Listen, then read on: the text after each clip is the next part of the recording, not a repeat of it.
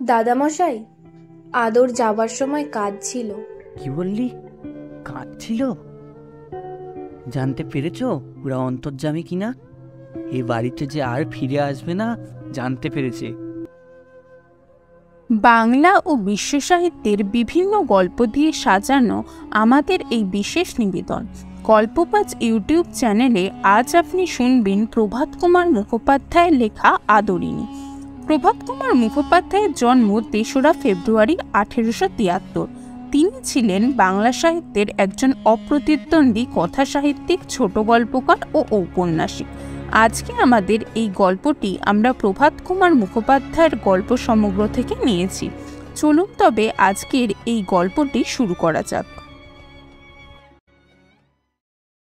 পাড়ার নবীন ডাক্তার ও জুনিয়র উকিল কুঞ্জবিহারী বাবু বিকেলে পান চিবাইতে চিবাইতে, হাতের ছড়ি দুলাইতে দুলাইতে জয়রাম মোক্তারের নিকট আসিয়া বলিলেন, মুখুজ্জমশাই, পীরগঞ্জের বাবুদের বাড়ি থেকে আমরা নিমন্ত্রণ পেয়েছি। এই সোমবার দিন মেজবাবুর মেয়ের বিয়ে।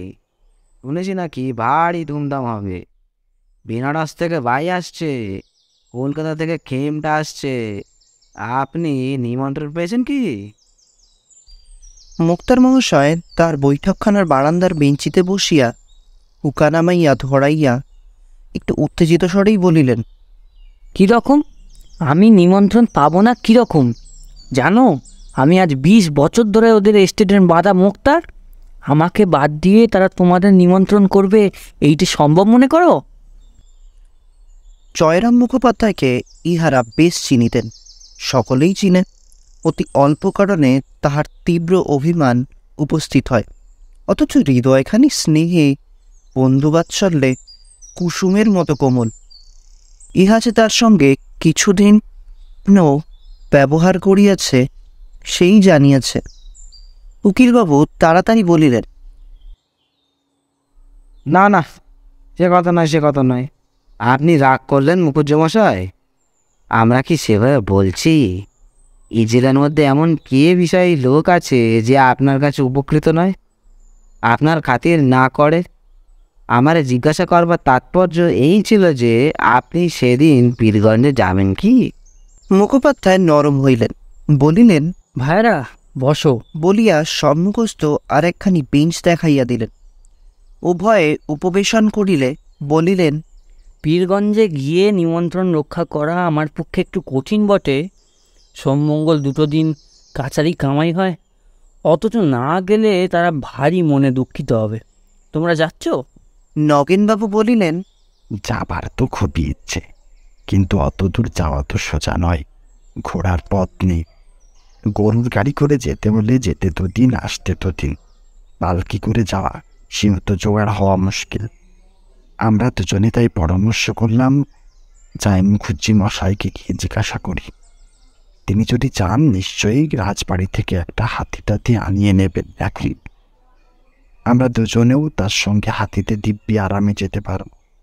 মোক্তার মশাই স্মিত মুখে বলিলেন, এই কথা? তার জন্য আবার ভাবনা কি ভাই? মহারাজ নরেশচন্দ্র তো আর আমার আজকালের মক্কেল নন। ওর বাপের আমল থেকে আমি ওদের মোক্তার। আমি কাল সকালেই রাজবাড়িতে চিঠি পাঠিয়ে লিখে দিচ্ছি, সন্ধে নাগাদ হাতি এসে যাবে খন। কুঞ্জবাবু বলিলেন, দেখলে ডাক্তার, আমি তো বলেছিলাম। অত ভাবছ কেন? মুখুজ্জমশাইয়ের কাছে গেলে এই একটা উপায় হয়ে যাবে। তা মুখুজ্জমশাই, আপনাকেও কিন্তু আমাদের সঙ্গে যেতে হবে, না গেলে ছাড়ছি নে। যাবো বই কি ভাইয়া, আমিও যাব। তবে আমার তো ভাই খেমতা শুনবার বয়স নেই। তোমরা শুনো, আমি মাথায় এক পজ্ঞ বেঁধে একটি খোড়া হুকো হাতে করে লোকজনের অভ্যর্থনা করব। কে খেলে কে না খেলে দেখব, তদারক করে বেড়াবো। আর তোমরা বসে শুনবে, পেয়ালা মুঝে ভর দে, কেমন? বলিয়া মুখোপাধ্যায় মহাশয় হা হা করিয়া হাসিতে লাগিলেন। 3 রবিবার। এই দিন প্রভাতের আহ্নিক পুজোটা মুখুজ্জে মহাশয় একটু ঘটা করিয়াই করিতেন।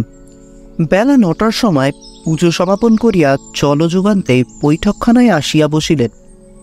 অনেকগুলি মক্কেল উপস্থিত ছিল, তাহাদের সহিত কথাবার্তা কহিতে লাগিলেন। হঠাৎ সেই হাতির কথা মনে পড়িয়া গেল। তখনই কাগজ কলম লইয়া চশমাটি পরিয়া পাঠ লিখিয়া 2-3 দিনের জন্য একটা সুশীল ও সুবোধ হস্তি প্রার্থনা করিয়া পত্র লিখিলেন। পূর্বেও আবশ্যক হইলে তিনি কতকবার এরূপ হস্তি প্রার্থনা করিয়া পত্র লিখিয়াছিলেন।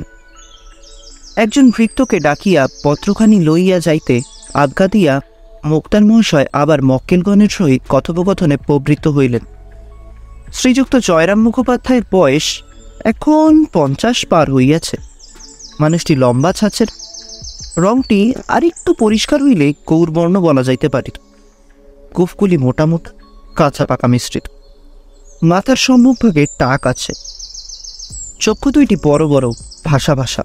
তাহার হৃদয়ের কোমলতা যেন হৃদয় ছাপাইয়া এই চক্ষু দুই দিয়া উচ্ছালিয়া পড়িতেছে। ইহার আদিবাস যশোর জেলায়। এখানে যখন প্রথম মোক্তারি করিতে আসিলেন তখন এদিকে রেল খোলে নাই। পদ্মা পার হইয়া কতক নৌকাপথে, কতক গরুর গাড়িতে, কতক পদব্রজে আসিতে হইয়াছিল। সঙ্গে কেবলমাত্র একটি ক্যাম্বিসের ব্যাগ ও একটি পিতলের ঘটি ছিল। সহায় সম্পত্তি কিছুই ছিল না। মাসিক 13 শিকায় একটি বাস ভাড়া লইয়া নিজে হাতে রাঁধিয়া খাইয়া মোক্তারি ব্যবসা আরম্ভ করিয়া দেন। এখন সেই জয়রাম মুখোপাধ্যায় পাকা দালান কোঠা করিয়াছে, বাগান করিয়াছে, পুকুর কিনিয়াছে, অনেকগুলি কোম্পানির কাগজও কিনিয়াছে। যে সময়ের কথা বলিতেছি তখন এই জেলায় ইংরেজি মুক্তারের আবির্ভাব হইয়াছে বটে, কিন্তু জয়রাম মুখুজ্জকে তাহারা কেহই হটাইতে পারে নাই। তখন উনি এ জেলার প্রধান মুক্তার বলিয়া গণ্য। মুখোপাধ্যায় মহাশয়ের হৃদয়খানি অত্যন্ত কোমল ও স্নেহপ্রবণ হইলেও মেজাজটা কিন্তু রুক্ষ। যৌবনকালে ইনি রীতিমতো বদরাগী ছিলেন। এখন রক্ত অনেকটা ঠান্ডা হইয়া আসিয়াছে। সেকালে হাকিমেরা একটু অবিচার অত্যাচার করিলেই মুখুজ্জে মহাশয় রাগিয়া চেঁচাইয়া অনর্থপাত করিয়া তুলিতেন। একদিন এজলাসে এক ডেপুটির সহিত তার বিলক্ষণ বচসা হইয়া যায়। বিকালে বাড়ি আসিয়া দেখিলেন তাহার মঙ্গলাগাই একটি এড়ে বাছুর প্রসব করিয়াছে। তখন আদর করিয়া উক্ত ডেপুটির নামেই বাছুরটির নামকরণ করিলেন। ডেপুটিবাবু লোক পরম্পরায় ক্রমে কথাটি শুনিয়াছিলেন এবং বলাই বাহুল্য নিতান্ত প্রীতি লাভ করেন নাই। আর একবার তো ডেপুটির সম্মুখে মুখুজ্জে মহাশয়ের আইন তর্ক করিতেছিলেন, কিন্তু হাকিম কিছুই ইহার কথায় সায় দিচ্ছেন না। অবশেষে রাগের মাথায় জয়রাম বলিয়া বসিলেন, আমার স্ত্রীর যতটুকু আইন জ্ঞান আছে হুজুরের তাও নেই দেখছি। সেদিন আদালত অবমাননার জন্য মুক্তার মহাশয়ের 5 টাকা জরিমানা হইয়াছিল। ওই আদেশ বিরুদ্ধে তিনি হাইকোর্ট অব্দি লড়িয়াছিলেন। সর্বশুদ্ধ 1700 টাকা ব্যয় করিয়া এই 5 টাকার জরিমানার হুকুম রহিত করিয়াছিলেন। মুখোপাধ্যায় যেমন অনেক টাকা উপার্জন করিতেন, তেমনি তার ব্যয়ও যথেষ্ট ছিল। তিনি অকাতরে অন্নদান করিতেন। অত্যাচারিত, পীড়িত গরিব লোকেদের মোকদ্দমা তিনি কতক সময় বিনা ফিজে, এমনকি নিজের অর্থ ব্যয় করিয়া পর্যন্ত চালাইয়া দিয়েছেন। প্রতি রবিবার অপরাহ্নকালে পাড়ার যুবক বৃদ্ধগণ মুক্তার মহাশয়ের বৈঠকখানায় সমবেত হইয়া তাস পাশা প্রভৃতি খেলিতে থাকেন। অত এরূপ আগমন করিয়াছে। পূর্বোক্ত ডাক্তারবাবু ও উকিলবাবুও আছেন। হাতিকে বাঁধিবার জন্য বাগানে খানিকটা স্থান পরিষ্কার করা হইয়াছে। হাতি রাতে খাইবে বলিয়া বড় বড় পাতা শুষ্ক কয়েকটা কলা গাছ, অন্যান্য বৃক্ষের ডাল কাটাইয়া রাখা হইতেছে। মুক্তার মহাশয় যে সমস্ত তদারকি করিতেছেন, মাঝে মাঝে বৈঠকখানায় আসিয়া কোনো ব্রাহ্মণের হাত হইতে হুকাটি লইয়া দাঁড়াইয়া 2-4 টান দিয়া আবার বাইরে হইয়া যাইতেছেন। সন্ধ্যার কিছু পূর্বে জয়রাম বৈঠকখানায় বসিয়া পাশা খেলা দেখিতেছিলেন। এমন সময় সেই পত্রবাহক ভৃত্য ফিরিয়া আসিলেন। বলিলেন, হাতি পাওয়া গেল না। কুঞ্জবাবু নিরাশ হইয়া বলিয়া উঠিলেন, পাওয়া গেল না? নগেনবাবু বলিলেন, তাই তো, সব মাটি। মোক্তার মহাশয় বলিলেন, কেন রে, হাতি পাওয়া গেল না কেন? চিঠির জবাব এনেছিল? ভৃত্য বলিল, আজ্ঞে না, দেওয়ানজিকে গিয়ে চিঠি দিলাম। তিনি চিঠি নিয়ে মহারাজের কাছে গেলেন। খানিক বাদে ফিরে এসে বললেন, বিয়ের নেমন্তন্ন হইয়াছে, তার জন্য হাতি কেন? গরুর গাড়িতে আসতে বলো। একথা শুনিবা মাত্র জয়রাম ক্ষোভে, লজ্জায়, রোষে যেন একেবারে নিক্ষিপ্ত হইয়া উঠিলেন। তার হাত পা ঠক ঠক করিয়া কাঁপিতে লাগিল, দুই চক্ষু দিয়া রক্ত ফাটিয়া পড়িতে লাগিল, মুখমণ্ডলের শিরা উপশিরাগুলি স্ফীত হইয়া উঠিল। কম্পিত স্বরে ঘাড় বাঁকাইয়া বারংবার বলিতে লাগিলেন, হাতি দিলে না, হাতি দিলে না, হাতি দিলে না। সমবেত ভদ্রলোকগণ ইরা বন্ধ করিয়া হাত কুটাইয়া বসিলেন। কেহ কেহ বলিলেন, তার আর কি করবেন মুখুজ্জেমশাই? পরের জিনিস, জোর তো নেই। একখানা ভালো দেখে গরুর গাড়ি ভাড়া করে নিয়ে রাত্রি 10টা-11টার সময় বেরিয়ে পড়ুন, ঠিক সময়ে পৌঁছে যাবেন। ওই ইদামতি শেখ একজোড়া নতুন বলদ কিনে এনেছে, খুব দ্রুত চাই। জয়রাম বক্তার দিকে দৃষ্টিপাত না করিয়াই বলিলেন, না, গরুর গাড়িতে চড়ে আমি যাব না। যদি হাতি চড়ে যেতে পারি তবেই যাব, নইলে বিবাহে আমার যাওয়া হবেই না। শহর হইতে 2-3 কোষের মধ্যে 2-3 জন জমিদারের হস্তি ছিল। সেই রাত্রেই জয়রাম তৎস্থানে লোক পাঠাইয়া দিলেন, যদি কেহ হস্তি বিক্রি করে তবে কিনিবেন। রাত 2 প্রহরের সময় একজন ফিরিয়া আসিয়া বলিল, বীরপুরের উমাচরণ লাহিড়ীর একটি মাদি হাতি আছে, এখনও বাচ্চা, কিন্তু বিস্তর দাম চাই। কত? 2000 টাকা। খুব বাচ্চা? না, সবারই দিতে পারবে। কুছ পরোয়া নেই, তাই কিনবো। এখনই তুমি যাও, কাল সকালেই যেন হাতি আসে। লাহিড়ী মহাশয়কে আমার নমস্কার জানিয়ে বলো, হাতির সঙ্গে যেন কোনো বিশ্বাসী কর্মচারী পাঠিয়ে দেন, হাতি দিয়ে টাকা নিয়ে যাবে। পরদিন বেলা 7টার মধ্যে হস্তিনী আসিল। তাহার নাম আদরিনী।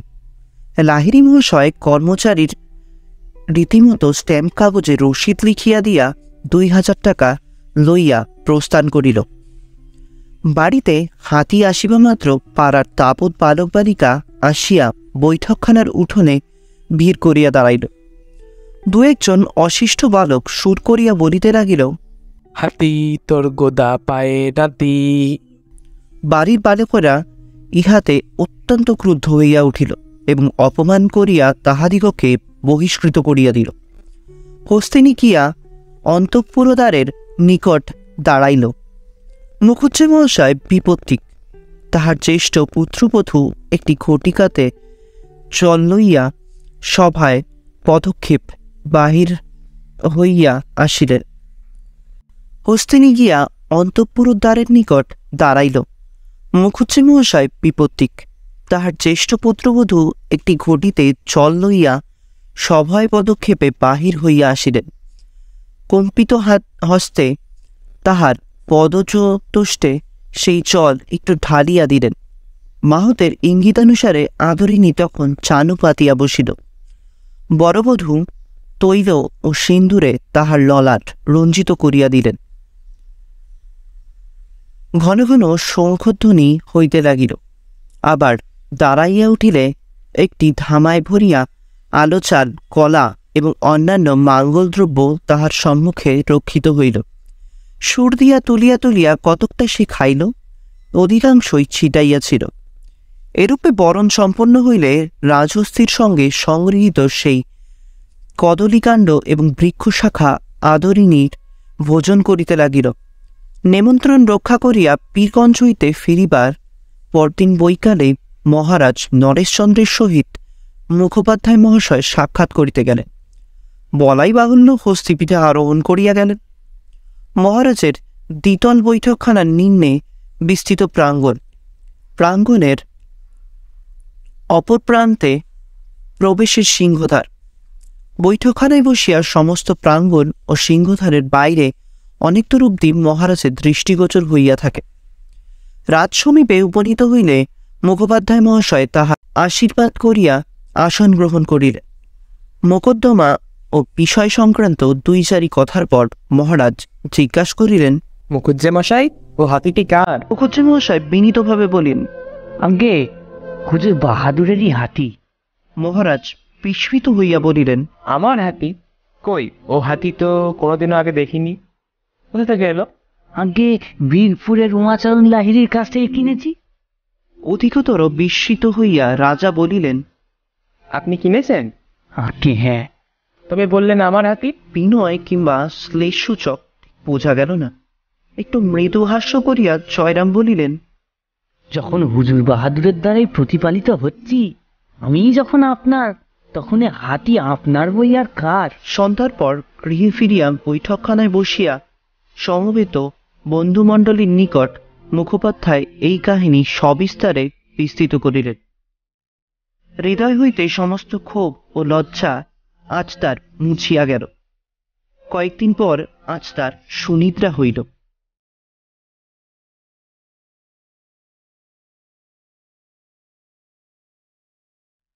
শুনছিলেন আদরিণী গল্পের প্রথম পর্ব।